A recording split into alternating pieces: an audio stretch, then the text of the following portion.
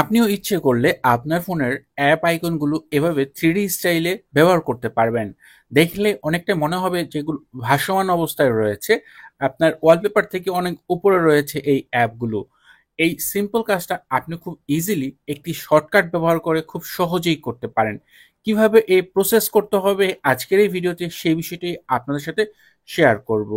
যদি আপনি এরকম বিষয়টা করতে চান তাহলে এট ফার্স্ট আপনার ফোনের যে সাফারি ব্রাউজার রয়েছে সেই ব্রাউজারে ভিডিও ডিসক্রিপশনে একটি লিঙ্ক রয়েছে, সেই লিঙ্কটি সাফারি ব্রাউজার দিয়ে ওপেন করবেন। ওপেন করলে এরকম একটি অপশন বা এরকম একটি পেজ দেখতে পাবেন, যেখানে আপনি একটি অপশন দেখতে পাবেন ডাউনলোড সিডিএ এইচএসসি।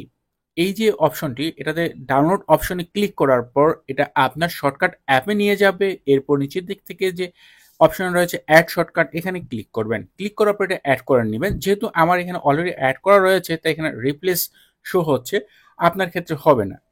এরপর এটা যখন আপনার শর্টকাট অ্যাপ ইনস্টল হয়ে যাবে এটার উপর ক্লিক করবেন। এরপর এখানে পারমিশন চাইবে কয়েকটা, এটা অ্যালাউ করে দিবেন। এরপর এখানে আপনার ফোনের যে ফটোস অ্যালবাম থেকে যে ওয়ালপেপারগুলো রয়েছে সেগুলো সিলেক্ট করে দিতে হবে।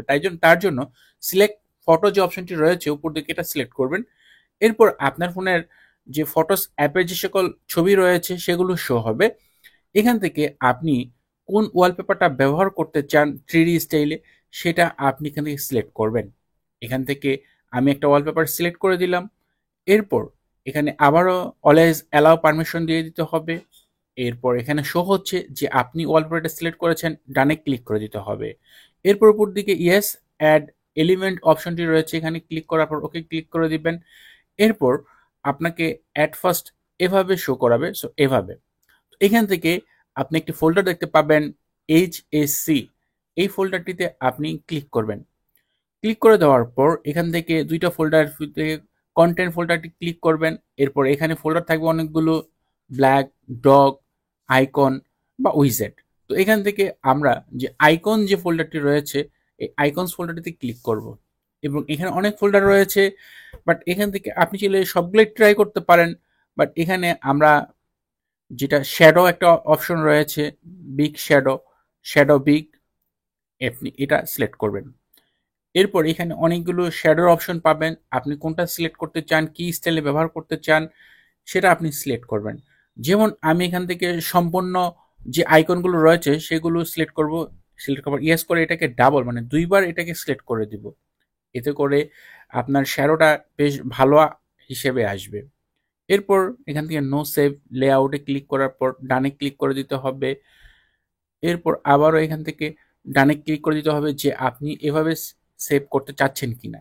এখান থেকে নো ক্লিক করতে হবে।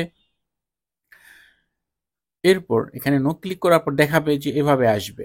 এখান থেকে সেভ টু ফটোস অপশনটি রয়েছে, এখানে ক্লিক করে দিলে অলওয়েজ অ্যালাউ করে দিবেন। এরপর এক্সিট মেনুতে ক্লিক করে দিবেন। তাহলে এই যে ওয়ালপেপারটি এটা শ্যাডো হিসেবে আপনার যে ফটোস অ্যালবামে সেখানে সেভ হয়ে যাবে। চলুন দেখাচ্ছি, ফটোস অ্যালবামে চলে আসলাম, দেখেন এখানে কিন্তু সেটা সেভ হয়ে গেছে। এখন শেয়ারে ক্লিক করে এখান থেকে আপনি ইউজ অ্যাজ ওয়ালপেপারে ক্লিক করার পর এটা জুম আউট করে দেন।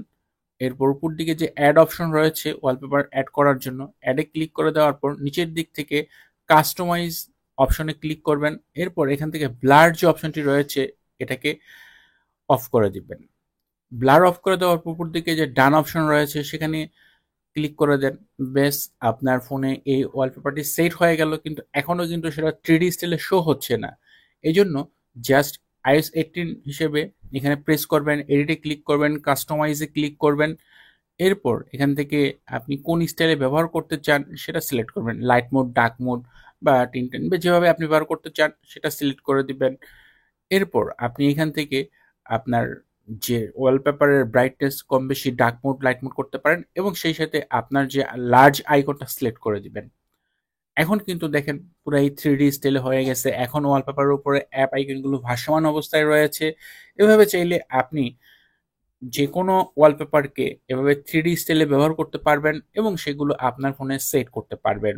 আশা করি ভিডিওটি আপনাদের জন্য উপকারী হবে। ভিডিওটি ভালো লাগলে ভিডিওতে লাইক দিবেন, কমেন্ট করবেন। চ্যানেলটি সাবস্ক্রাইব না করা থাকলে নিয়মিত আইফোন রিলেটেড ভিডিও দেখার জন্য চ্যানেলটি সাবস্ক্রাইব করে নেবেন।